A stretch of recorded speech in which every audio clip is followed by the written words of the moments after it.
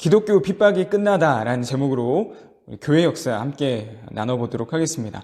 정말 많은 그리스도인들이 로마에게 핍박을 받았습니다. 단지 예수님을 믿는다는 이유 때문이었죠. 그런데요, 이제는 이 핍박이 끝나고 오히려 더 대우받는 그러한 그리스도인들의 모습이 나타나고 있어요. 그 기점은요, 바로 313년에 발표된 밀라노 칙령 이후인데요. 밀라노 칙령은 무엇이냐? 로마는 당시 4개의 지역을 4명의 황제가 다스렸어요. 근데 이 서쪽에서는 콘스탄티누스, 이 동쪽에서는 리키니우스라는 두 황제가 서로 함께 이 밀라노 칙령을 발표한 것이죠. 이 칙령 뭘까요? 황제가 온 나라, 온 백성에게 내리는 법과 같은 거예요. 너희들 이제 이 법대로 살아야 돼. 첫 번째, 기독교를 다른 종교와 같이 인정한다. 로마의 모든 사람에게 신앙의 자유를 허용하며 기독교인에게 교회를 조직할 법적인 권리를 보장한다. 두 번째, 기독교 탄압 시대에 몰수한 교회의 재산을 반환하고 국가가 충분한 보상을 한다.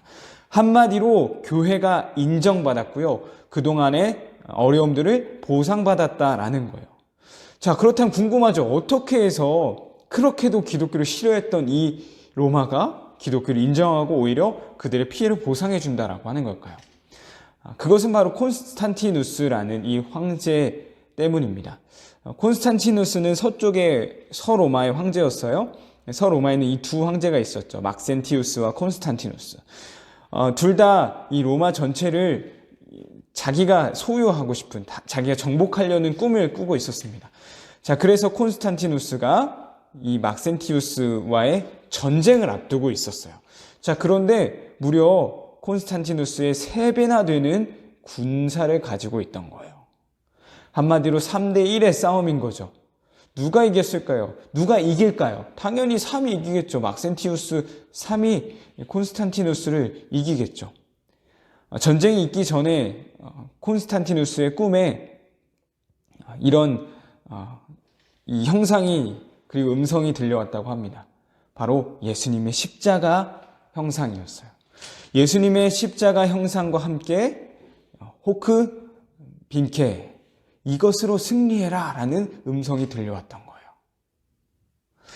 콘스탄티누스 황제는 모든 군사들에게 이 십자가가 새겨진 십자가를 새기라고 명령하게 됩니다. 방패에도 칼에도 창에도 갑옷에도 말이죠. 이 방패에 나와 있는 이 P와 X, 이것은 바로 예수 그리스도를 뜻하는 거예요. 예수 그리스도를 새기고 그 환상, 꿈에서 나타났던 그 환상을 토대로 해서 이 예수 그리스도를 새기고 서로마의 황제였던 막센티우스와의 전쟁을 시작하게 돼요. 너무 놀라운 일이 벌어졌습니다. 누가 봐도 콘스탄티누스의 패배가 예상되었는데요. 이 콘스탄티누스가 승리하게 되었던 거예요. 승리한 이후 그는 예수님을 믿게 되었다고 해요. 예수님을 믿은 그 황제가 이제 온 로마에 선포하게 된 거죠. 이제 기독교를 인정한다. 기독교의 그 어려움, 그것을 우리가 보상한다 라는 거였어요. 313년부터 이제 기독교는, 교회는 인정받고 다시 보상받게 되었다라는 것입니다. 우린 이 교회 역사를 통해 무엇을 기억해야 할까요? 바로 우리의 기도를 들으시고 응답하시는 하나님을 우리는 기억해야 할 거예요. 313년 전까지 수많은 기독교인들이 죽음을 당했습니다. 예수님 믿는다는 이유 때문이었어요. 그 믿음의 선조들이 얼마나 간절히 그리고 얼마나 애타게 기도했을까요? 하나님, 우리를 지켜주세요. 우리를 보호해주세요. 수많은 어려움과 어떤 죽음, 고난을 겪은 후에 드디어 하나님께서 이 313년 응답해 주셨던 것이죠. 하나님은 우리의 기도에 응답해 주시는 분이십니다. 우리의 부르짖음에 분명 하나님은 귀 기울이고 계신 분이에요.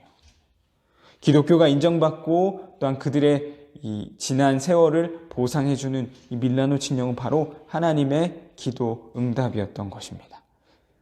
이 교회 역사를 기억하며 하나님의 그 응답하신 하나님을 향해 더 부르짖고 기도할 수 있는 그리하여 하나님께서 응답해 주시는 그 열매들을 볼 수 있는 우리 초등부 친구들 되길 간절히 소망합니다.